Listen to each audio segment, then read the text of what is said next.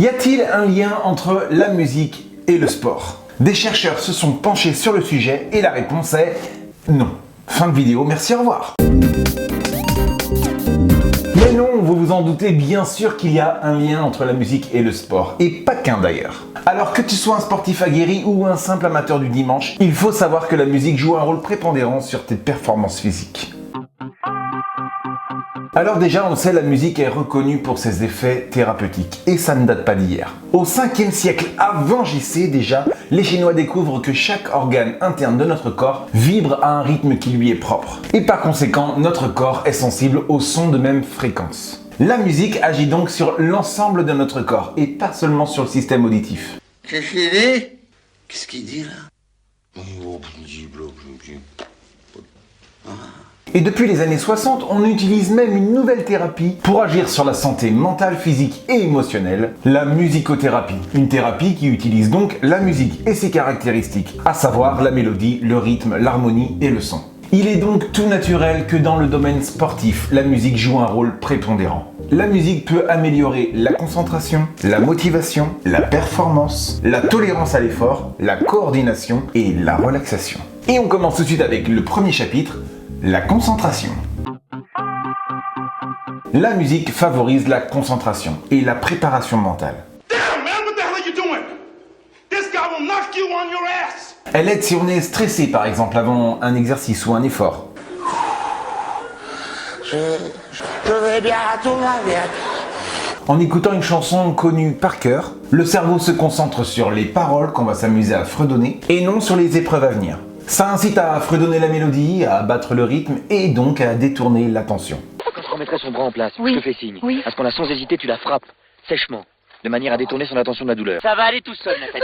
Oui. Mais t'es folle, je t'ai rien dit. De même, si on est tendu avant un exercice, quelle que soit la raison, une musique apaisante est conseillée. En effet, une musique douce et lente réduit l'excitation physiologique et psychologique. La musique constitue donc une aide efficace pour la préparation mentale qui précède une épreuve.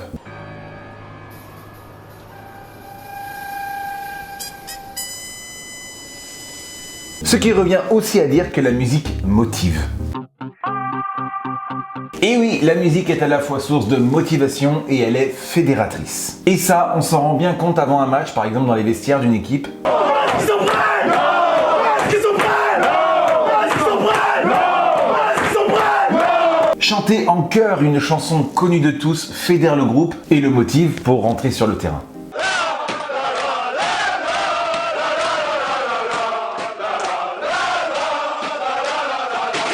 Mais si la musique aide à la concentration et à la motivation, est-ce qu'elle aide à la performance physique en elle-même? Eh bien oui, et c'est ce qu'on va voir dans ce deuxième chapitre, la performance. C'est prouvé, la musique permet d'améliorer les performances et de diminuer la fatigue. Si une musique lente permet d'améliorer les capacités d'endurance, une musique plutôt rapide et synchronisée permet à améliorer la performance. Comment? Eh bien la musique en fait permet d'oublier la fatigue, car le cerveau porte son attention sur la musique plutôt que sur les signaux de fatigue. Elle détourne l'attention qui évite ainsi de se focaliser sur la douleur due à l'effort. Une musique synchronisée donc avec un tempo assez élevé, au moins 120 battements par minute, c'est un rythme fort qui encourage à bouger. Mais une musique synchronisée, c'est quoi? En fait, c'est une musique qui est calée à peu près sur le même rythme que l'effort qu'on doit fournir. Elle donne aux sportifs un rythme plus régulier et donc une meilleure tolérance à l'effort. Pourquoi vous courez? Vous faites ça pour la paix dans le monde? Vous faites ça pour les sans-abri?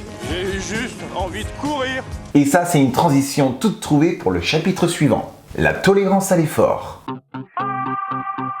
Alors pour savoir si la musique joue un rôle sur la tolérance à l'effort, de nombreuses études ont été menées. Et je vais vous en citer quelques-unes maintenant. D'abord une première expérience qui a été menée sur de nombreux candidats, hommes et femmes, soumis à un test d'effort sur un vélo ergométrique. On leur fait faire des séances de sport, musicales, avec en plein milieu de l'effort, un changement radical du rythme musical. Pour la moitié du groupe, on va les faire passer d'une musique lente à une musique plus rapide. Pour l'autre moitié du groupe, on va les faire passer d'une musique rapide à une musique plus lente. Mais pour les deux groupes, le rythme musical sera changé lorsque les participants atteindront 70% de leur fréquence cardiaque de réserve. Bien sûr, on demande à l'intégralité des participants de fournir un travail de plus en plus conséquent jusqu'à épuisement. Et les résultats montrent une capacité nettement plus élevée à ceux qui sont passés de la musique lente à la musique rapide, ainsi qu'une meilleure efficacité de ce travail. En effet, le sportif est capable de fournir plus de travail à fréquence cardiaque égale. Les chercheurs prouvent ainsi que la musique rapide détourne l'attention de la fatigue occasionnée par l'exercice. Mais à ce moment-là, on peut se poser la question, est-ce que c'est vraiment la musique qui a influé ces changements? Peut-être que si on met pas de musique, on pourra faire un meilleur résultat. Eh bien non, des tests similaires ont été réalisés sur des groupes devant effectuer tout un tas d'exercices avec de la musique et sans musique. Et là, les expériences montrent une amélioration des capacités physiques pour le groupe travaillant en musique. En effet, le corps et ses organes ont tendance à se coordonner avec ce qu'il entend. C'est ce qu'on appelle, et c'est le titre du prochain chapitre, la coordination. Et oui, en plus d'aider à la concentration, à la motivation, à la performance et à l'amélioration de l'effort, la musique améliore également les capacités psychomotrices, l'agilité, la coordination et la mobilité. En effet, des sportifs soumis à de la musique aérobique disent ressentir beaucoup moins de fatigue que lorsque l'exercice est réalisé sans musique. Par ailleurs, les personnes testées montrent plus de vigueur et plus de coordination dans les mouvements. Et ça se vérifie partout, tout le monde le sait, et même les supermarchés. Ah oui, il faut savoir que la musique est étudiée dans les supermarchés pour te faire avancer plus ou moins vite dans les rayons. Si le supermarché veut te garder longtemps dans son magasin, il va te diffuser une musique plutôt lente et inconsciemment ton corps va marcher dans les rayons au rythme de la musique qu'il entend. Si en revanche il faut que ça brasse, on est le samedi après-midi juste avant Noël, il va te diffuser une musique un peu plus rapide de manière à te faire un peu plus speeder dans les rayons. Et ça marche. Moi-même je m'en rends compte quand je suis dans un supermarché, je ne peux pas m'empêcher de marcher sur le rythme de la musique que j'entends. Ouais, je veux la nuit. Alors forcément, ça marche aussi sur le sport. On est d'accord, la musique agit donc avant le sport, agit pendant le sport, mais est-ce que la musique agit après le sport? C'est le thème de ce dernier chapitre, après l'effort. Si la musique agit sur la concentration, elle agit aussi sur la relaxation. Bien sûr, ce ne sera pas la même musique, on parlera plus là de musique synchronisée, mais d'une musique bien plus lente, bien plus calme. On se détend, ok? Calme et patience, d'accord? C'est super important. Un peu de calme. Des chercheurs ont découvert que la musique agissait sur le système nerveux. Elle aide à relaxer et à réduire les tensions. Et la musique zen abaisse en effet le taux de cortisol. Donc qu'est-ce que c'est? Eh bien c'est une hormone responsable entre autres du stress. En d'autres termes, la musique permet de se vider la tête. The only defense against a spellbinder is strength of mind. Une musique relaxante libère aussi des endorphines, sorte d'antidouleurs sécrétées par le cerveau, encore lui, et qui ont des propriétés calmantes et euphorisantes.